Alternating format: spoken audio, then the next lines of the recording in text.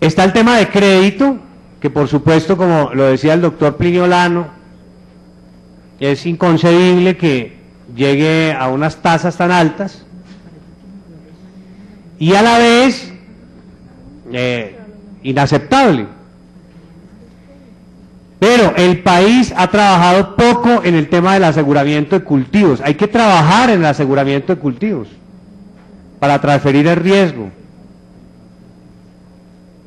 Que se puedan asegurar los cultivos y que el Banco Agrario pueda entrar ahí, y también las empresas aseguradoras, las compañías aseguradoras, y pueda haber un aseguramiento de cultivos, que la gente pueda asegurar su cosecha, y que se utilicen también otro tipo de semillas, como por ejemplo en Bangladesh y en Tailandia se utilizan semillas de arroz que crecen a diferentes profundidades.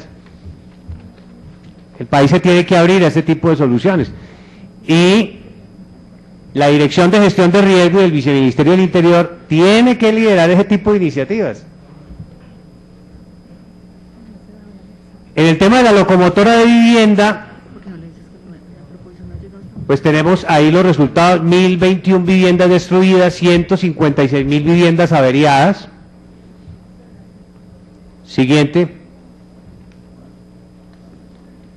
Tenemos un balance de lo que son por años las viviendas destruidas, y observamos cómo para el año 2010, por ejemplo, las viviendas averiadas presentan un índice altísimo de 142.000. Siguiente.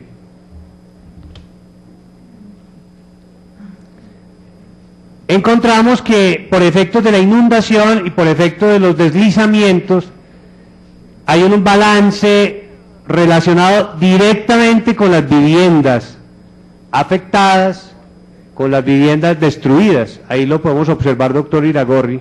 Por inundación, 405.000 viviendas entre los años 2005 y 2010, y viviendas destruidas 55.000. Es decir que los temas de inundación y deslizamiento, también los de sismo, pero los temas de inundación y deslizamiento están directamente ligados con el tema de viviendas afectadas. Por tanto, en la recuperación se va a necesitar muchísimo dinero para poder apoyar a la gente en el tema de vivienda. Siguiente. Como propuestas para esta locomotora de vivienda está la siguiente: impulsar este tipo de construcción de viviendas, que son viviendas anfibias contra inundaciones. Son viviendas que están ancladas y tan pronto viene la inundación flotan. De eso hay que hablar en el país. No podemos quedarnos con una vivienda tipo, con un solo sistema de vivienda. Y en la locomotora de infraestructura también hay que manejar el riesgo, porque los principales corredores viales del país no se salvan de los efectos de la Niña. Y ahí pues hemos visto y acompañamos en esto al ministro de Transporte con mucha decisión, hablando por ejemplo de la vía Bogotá-Girardot y haciéndole exigencias a los concesionarios. En eso lo acompañamos, porque hay una decisión del gobierno de no permitir que los concesionarios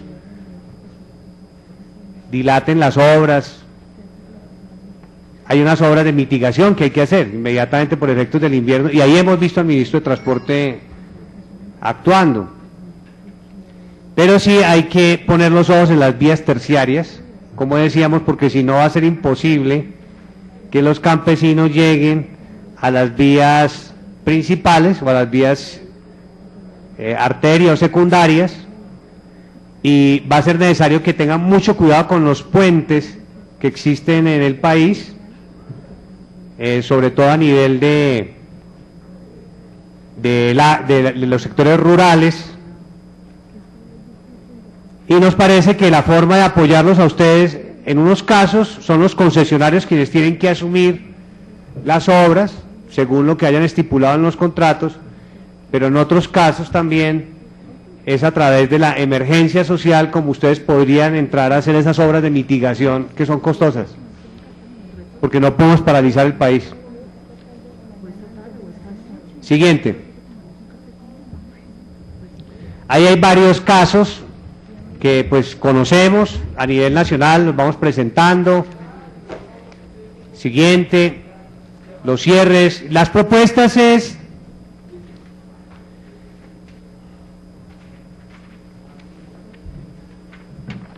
seguir fortaleciendo el tema de estudios y diseños, materia de ingeniería. Por ejemplo, esas vías terciarias, ahora doctor Rosado, que se aprobó el plan de desarrollo con un componente fuerte en materia de vías secundarias, vías terciarias, hay que articularlas con el tema de gestión del riesgo, porque ¿de qué nos sirve que ustedes envíen los recursos?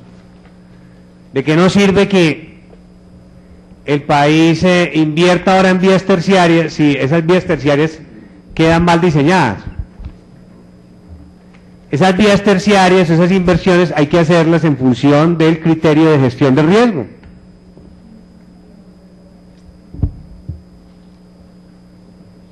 Siguiente.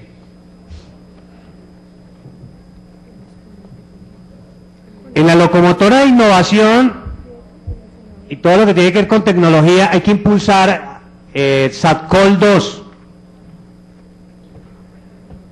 SATCOL 1 con comunicaciones, que es el satélite colombiano, y ahora que viene en camino la licitación de SATCOL 2, que es para observación de la Tierra, ahí hay que trabajar. Que este satélite nos ayude mucho en el tema de gestión de riesgo. Y ese es un mensaje para el Ministerio de las TICs.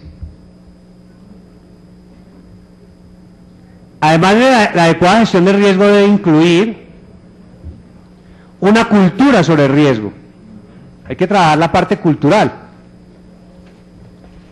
Un ejemplo es lo que ha sucedido con las familias amenazadas por el volcán Galeras, que llegan a organismos de prevención y le dicen a las familias hay que desalojar, pero las familias no evacúan.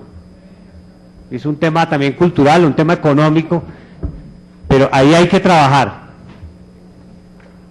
Uno entiende la situación de ellos, la angustia de ellos, por el temor a los saqueos, por ejemplo, pero ahí hay un tema cultural y un tema económico en el que hay que trabajar.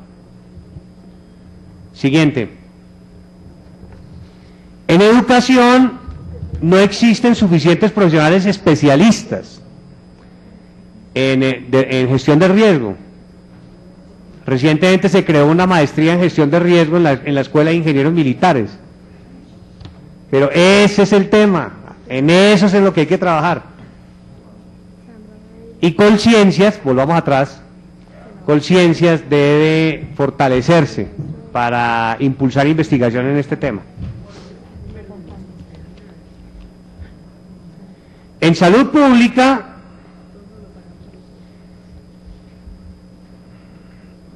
hay que seguir impulsando una alerta a nivel de secretarías de salud por posibles infecciones respiratorias agudas, y este es un tema de salud pública. El tema de cambio climático y el tema de ola invernal termina siendo un problema de salud pública. Entonces, aquí también debería estar el Ministerio de Protección Social, va a estar esta noche en el debate de la Mojana, y se necesita que todos estos ministerios tengan oficina de atención de desastres y de prevención. El Ministerio de Agricultura no tiene oficina de atención y prevención de desastres. Pero todas estas entidades del gobierno nacional que van a manejar las locomotoras deberían tener oficinas de atención y prevención de desastres, pero que se enfocaran sobre todo en gestión de riesgo y que los presupuestos se elaboraran con esa mirada. Porque el riesgo tiene también, y esto es fundamental verlo, una relación directa con la pobreza. Observemos cómo se cruza gran parte de los departamentos afectados con la ola invernal, son departamentos que tienen altos índices de necesidades básicas insatisfechas, como el Chocó, como Magdalena, como Bolívar, como Córdoba. Por ejemplo, aquí en Bogotá, donde hay mayores necesidades básicas insatisfechas, hay mayores riesgos. En Ciudad Bolívar, por ejemplo, como se ve en la gráfica. Siguiente. Vamos a proponerle al gobierno que la gestión del riesgo debe ser un indicador de desarrollo regional. Vamos a darle a la gestión de riesgo toda la dimensión y todo el contenido y todo el alcance a nivel de indicadores. Que sea un indicador de desarrollo regional que el DNP tenga en cuenta para la priorización de los proyectos. Proyectos presentados en el banco se priorizan en la medida en que garanticen una adecuada gestión de riesgo, especialmente en la fase de prevención. Pasemos a lo importante. En lo importante hay que analizar el tema de normatividad. La normatividad que tiene Colombia es una normatividad antigua del año 1988 y 1989. Hay que revisar la normatividad. Y es una normatividad ante todo incompleta, porque no tiene unas funciones y unas responsabilidades asignadas con claridad. Es decir, que hoy en día no se sabe qué hace quién, ni hasta dónde tiene que hacer. Y hay que actualizar, doctor Iragorri, para que ustedes nos ayuden con la agenda legislativa, hay que actualizar la ley de bomberos. Se necesita una ley para el voluntariado. Se necesita un nuevo COMPES para la gestión nacional del riesgo. Y se necesita una asignación clara de competencias y responsables. Tienen ustedes muchísimas tareas en el Ministerio del Interior.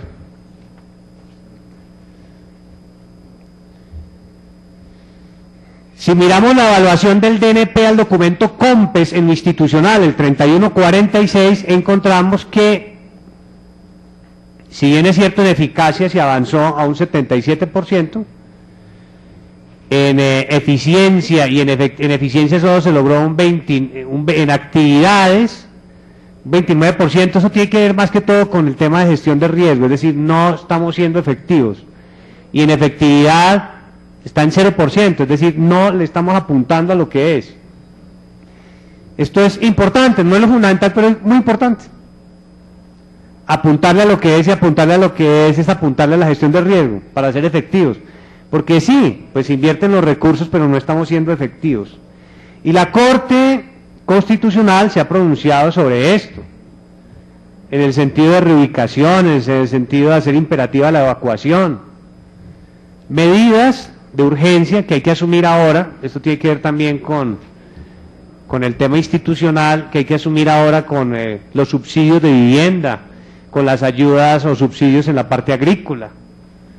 Pero hay que trabajar muchísimo lo institucional, para que desde lo institucional podamos crear una arquitectura que nos permita superar lo urgente. Sigamos. Aquí estábamos, pues volvamos por favor, en lo institucional, lo que ya habíamos dicho, hay una débil institucionalidad para la Dirección de Gestión de Riesgo, que es la coordinadora del Sistema Nacional. Es que óigase bien, una dirección en Colombia maneja un sistema, y eso no tiene lógica. Es la coordinadora del Sistema Nacional. La doctora Luz Amanda es una persona comprometida con el tema, es una persona que conoce el tema.